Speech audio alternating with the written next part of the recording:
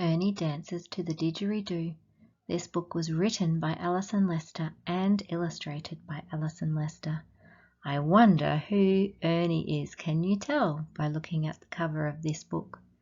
This is another children's book, Council of Australia Award book, another shortlisted book, so if you see that gold symbol, you know it's going to be a good one. I love the cover of this book with all of the turtles. I wonder what this book is going to be about. Let's have a look at the blurb and find out. The blurb. Ernie is going to live in Arnhem Land for a year.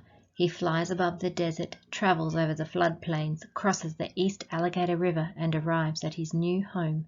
Here are Ernie's letters to Clive, Nikki, Rosie, Frank, Tessa and Celeste, describing the life he discovers with his new friends in their wild and beautiful land.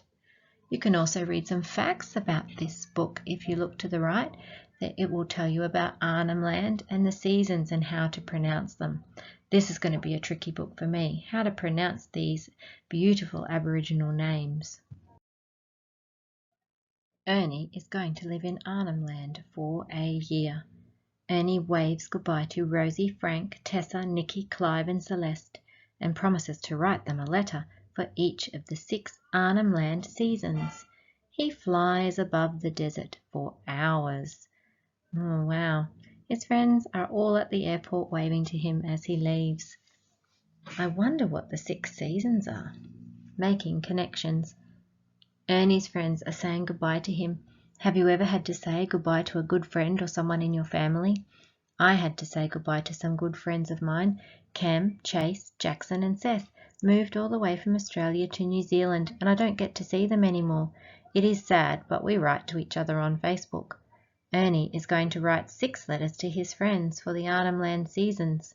In most places there are only 4, spring, summer, autumn and winter. I am curious to find out what the 6 seasons are. His parents are working at a hospital there. He lands in Darwin. It's hot. He travels over the floodplains and crosses the East Alligator River. Wow, Ernie is having to travel a long way to get to his new house. It looks like Ernie has arrived in the wet season when it is hot and humid. It rains so much and much of the land is covered, so we call these floodplains. His parents are working at a hospital. Where do your parents work? Draw a picture of the jobs they do. Ernie arrives at his new home. Use your visual clues. What time of day do you think it is when Ernie arrives at his new home?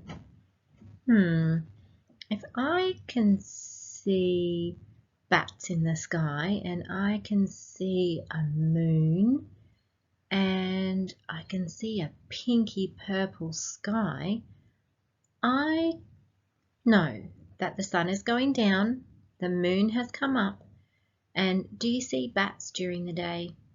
No, you only see them at night or on dusk. How do you think he and the children who see him arrive are feeling? Oh, I think he might be a bit nervous and they might be a bit excited that someone new is coming. Have you ever had to make new friends? It can be hard sometimes, but if you are friendly to them and smile, I think they will love to meet you and be your friend. Sometimes we have to be brave and make the first move. Letter number 1. Dear Clive, it's good Duke now, the monsoon season. Sammy surfs in the puddles. Christine slides in the mud. Ernie catches frogs. Joseph plays football. Patrick spears a barramundi. And Jenna rides her bike in the rain. The water is warm up north when it rains, so you can still keep doing lots of things even though it's raining. Can you imagine living in a place where it rains every day during the monsoon season?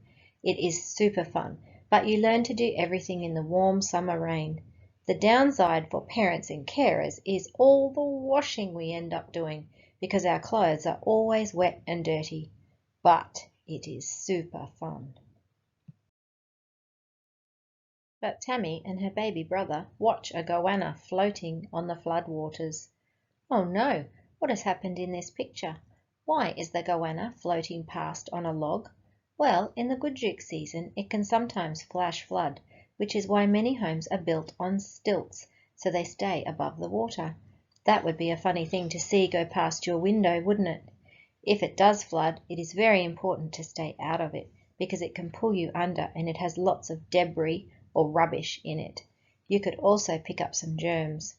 Even though it looks like fun, you have to keep safe. Letter number 2. Dear Frank, it's Bangarang harvest time. Christine plays Tintin. Sammy jumps into the waterfall. Ernie sneaks up on the buffalo. Patrick collects geese eggs. Joseph does backflips off the coconut tree. And Tammy gets chased by a crocodile. What do you think harvest means? Yeah, it means to gather or pick. This is the time of year when the weather starts to cool and it is always dry. This is also the time of year that crocodiles are laying their eggs, so look out if you go near one. Have you ever seen a crocodile? I don't know if I would like being chased by one. You have to watch out for all the wild animals that come out during Bangarang. But Jenna goes for a walk, and her grandfather's pig goes too. Making connections. Do you have a pet pig that you take for a walk? My mum told me when she was a young girl she had a pet pig and it would follow her everywhere. When I activate my prior knowledge and think about pigs, I think this would be fun when they are little, but smelly and hard when they are older. Do you have any pets at your house? Letter number 3. Dear Nikki, it's Yeki now, cool weather time, May to June. Patrick gets painted with the crocodile dreaming. Joseph and his uncle collect bark for painting. Christine digs for yams. Ernie learns to make a spear. Jenna dances at the disco, and Tammy goes for sugar bag. The water lilies are flowering and they smell beautiful. Yeki is the best time for people in Arnhem Land.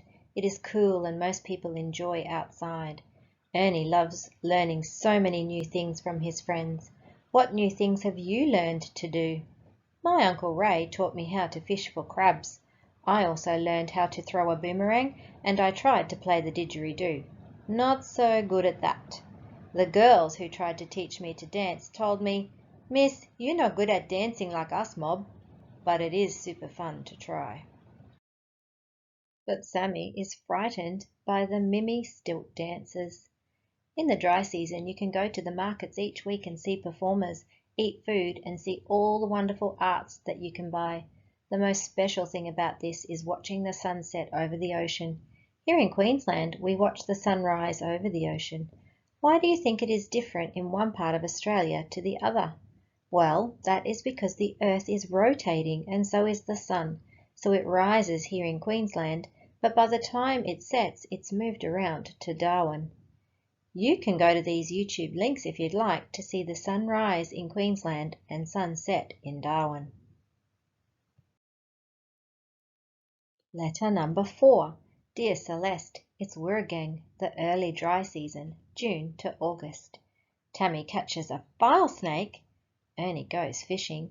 Joseph takes his sister for a walk. Jenna's mother teaches her to weave pandanus. Sammy plays tin trucks. And Christine learns the yam dance. Everyone loves Wirragang, the dry season. It is dry, but the weather is still nice, and there are 4 weeks of school holidays, so everyone can make the most of the amazing weather. Camping and fishing are very popular. I am not sure about the file snake that Tammy is catching, but Ernie looks very comfortable fishing in his tree. But Patrick's grandfather tells him about the creation mother. No matter where you come from, you will have culture and traditions that your family follow. It is the same for Indigenous Australians who like to pass on the stories of their culture to their families. These stories are often told in art form that has been etched into the rock face in caves to protect them. It is very important that we respect each other's cultures and differences. What is your family's culture? Do you have stories that are passed down from family to family? Indigenous Australians call Storytime yarn time. Letter number 5, August to October. Dear Rosie, Gurrong is here, the hot, dry season. Jenna catches a crab at the beach. Patrick and his little sisters eat icy poles. Ernie collects green plums with old Daisy. Tammy digs up a long-necked turtle. Christine has her ears inspected, and Sammy's uncle tells him a Dreamtime story about the moon. The ground is really starting to dry out now. Everyone starts to miss the rain, and days are starting to become longer and hotter again. Even the animals are out and about looking for water. Making connections. We used to have a pet long-necked turtle that lived in our pond in the backyard, but it grew too big, so we took it down to the lagoon and let it go. Have you ever seen a turtle? Draw a picture of something you like to do on a hot, dry day. But Joseph surprises a thirsty horse under his house. Even the horses are thirsty and looking for water. Look at this picture. What do you think frightened the horse? Great work if you said Joseph bouncing the basketball. It would have made a loud noise. I am making another connection to our horse Milo, who used to try and come in our front door, except he always wanted food, not water. Letter number 6, October to December. Dear Tessa, it's Gunumaleng, the pre-monsoon season. Patrick is a horse in the school play. Tammy is a butterfly. Sammy is a frog. It's very humid and there are thunderstorms every day. Ernie is a frill-necked lizard. Jenna is a corella, and Joseph is Kinga the crocodile. We often call Gunumaleng build-up or the silly season. It is so hot and humid, and the sky looks like it will rain, but it often doesn't. It is also coming to the end of our school year, so everyone is usually preparing for their school concert. Ernie's concert looks like it is all about Australian animals. Have you ever performed in a concert? Did you have to dress up? But Christine rings the bell on Santa's truck. Every family will have different things they celebrate throughout the year, but in Australia, most families love to celebrate Christmas in a particularly Aussie way. It is hot, but families love to celebrate with barbecues, swimming, and parades up and down the street. In Darwin, Santa goes around on the back of a ute, throwing out sweets to the children as he passes. Everyone joins in the fun together because oftentimes families do not get to see their other families around Australia because they are too far away. Dear Ernie, thank you for your letters. Looks like Ernie's friends are writing back to him. Celeste is a stilt dancer. Clive wears body paint. Tessa teaches us some Gunwinju words. Nikki does a bark painting of her guinea pig. Rosie makes damper. And Frank is a hunter and his dog Roger is a dingo. Ernie's friends have written back to Ernie and they have enjoyed his letters so much they are recreating some of the activities he has told them about in their own way. They look like they are having lots of fun. What was your favourite activity from the book? I think mine was the stilt dances at the markets. But we wonder what you are doing, Ernie. That's how they finished their letter. And that's how they finished the end of the story. They wonder what he's up to in old Arnhem Land and what he has been doing with his new friends.